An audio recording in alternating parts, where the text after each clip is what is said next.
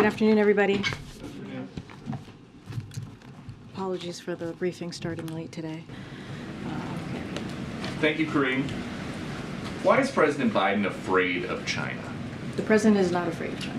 Well, Did you see the president last week when we went to Ukraine, went to Kyiv? This is not a president that's afraid of anything.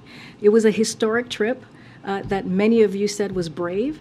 So clearly, this is a president that's not afraid to go to a war zone. He's not afraid to go there when there's no military presence on the ground. So there's nothing that this president fears. China flew a spy craft over the U.S. The president didn't really do anything to China. And according to the FBI director, China may have created something that has killed more than 1.1 million people in this country. And President Biden is not punishing them. So you're giving me two things here. So let's take them in parts.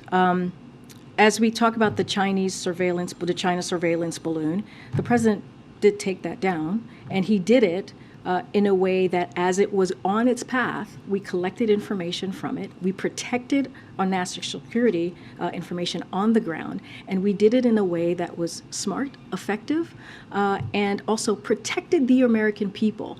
That's what the president's always going to put forth, is the safety of the American people. So that's what the president did with that particular issue. Go ahead, Peter, and I'll come to it. Just a separate thought on China, if I can quickly. The administration's constantly described the relationship between the U.S.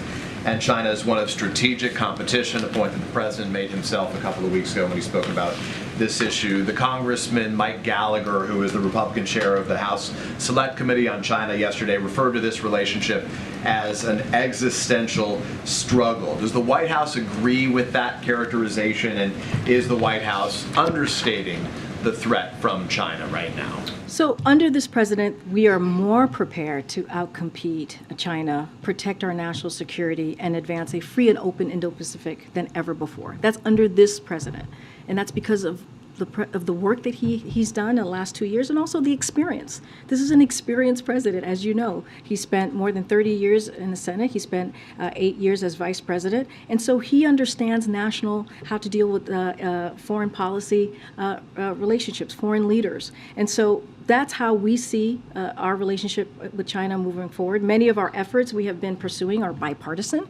They're underscoring the alignment at home on the key issues. And we will continue to work with Democrats and Republicans because the way we have moved forward is indeed in a bipartisan way.